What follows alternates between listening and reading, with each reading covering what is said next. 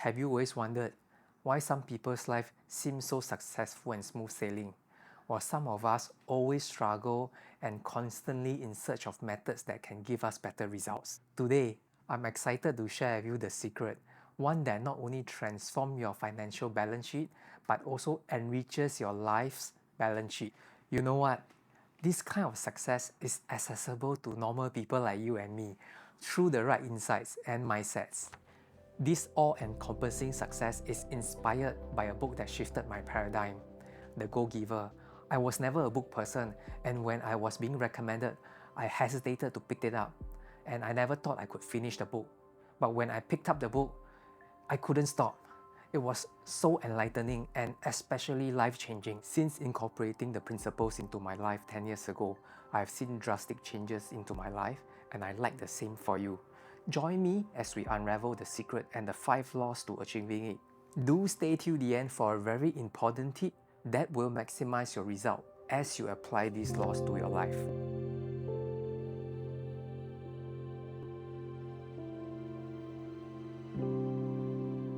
The secret to stratospheric success is giving. I know you will be thinking, how can this be true? Is it only so simple? I also have the same thinking as you when I first encountered this concept. Most people react the same way. We're wired to think, you give me something first, then I'll give you something back. It's like telling the fireplace, give me heat first, then I'll give you the log. Or telling the bank, give me interest, then I'll make a deposit with you. But we all know the world doesn't work this way, right? And because most people operate with this mindset, most people are nowhere near as successful as they wish they were. I know it sounds counterintuitive, right? But stay with me. I promise you it will all make sense when we go into these 5 laws. The first law, the law of value. Your true worth is determined by how much more you give in value than you take in payment. I will use a simple example to illustrate. When you go to 2 restaurants, one giving you a bigger portion and one a smaller portion, which one will you refer to friends or even go back to? I believe you'll choose the one that gives you more value for money. Similarly, when you translate this to the first law, just like at the restaurant, people who deal with us appreciate receiving more value than what they pay for. It also creates a positive experience that keeps them coming back.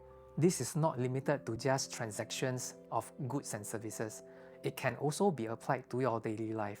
For example, when your spouse is talking, do you give them your full attention without interrupting, or do you always cut them off? Now, if you were to give them your full attention without any interruption, don't you agree that it is also a form of giving more in value than what you take in payment? If you were to apply this first law into any aspect of your life, what positive benefits will you see? Do drop a comment below and share with us if you have been doing this unconsciously or with intention, and in which area of your life would you like to apply this first law to? The second law, the law of compensation. Your income is determined by how many people you serve and how well you serve them. There are 2 amazing things about this law. First, it means you get to determine your level of compensation, meaning it's under your control. If you want more success, find a way to serve more people. It's that simple. And the other amazing thing, there is no limitation to how much you can earn because you can always find more people to serve. It's like planting seeds in a garden. The more seeds you plant and nurture well, the more you harvest. Add impact into the equation, and it goes beyond the traditional exchange of goods and services. The few intangible benefits you will gain are enhanced reputation, better words of mouth, more referrals, and long-term loyalty customer. So, one way I used to evaluate myself before and after meeting them is that will I add value to them in a way that they will act differently, which will change their life? In my opinion, the best value that I can give to them is something that money cannot buy. The third law, the law of influence.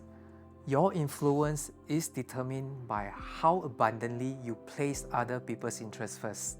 For me, this is a very important law, a bit difficult to accept and challenging to practice. Reason being, most people place their own interests first instead of others. And this law contradicts how most people would operate. That's why people say win-win. Always look for a solution where you both come out ahead. And it sounds great in theory, but most of the time, what people call win-win is really just a way of keeping track, making sure we all come out even, that no one gets ahead of one another. Let me ask you a very simple question. Imagine you have two options, one giving you 50% and the other giving you 100%. I believe you'll choose the one that gives you 100%. In a fair deal where each party gets 50%, it may not be as enticing to participate the next time. But if you get 100%, I am sure you'll participate the next time. When you are willing to give the other party 100%, you are creating a situation where in the long term, you get back 100% as well. Because if you place the other person's interest first, your interest will always be taken care of. Some people call it enlightened self-interest.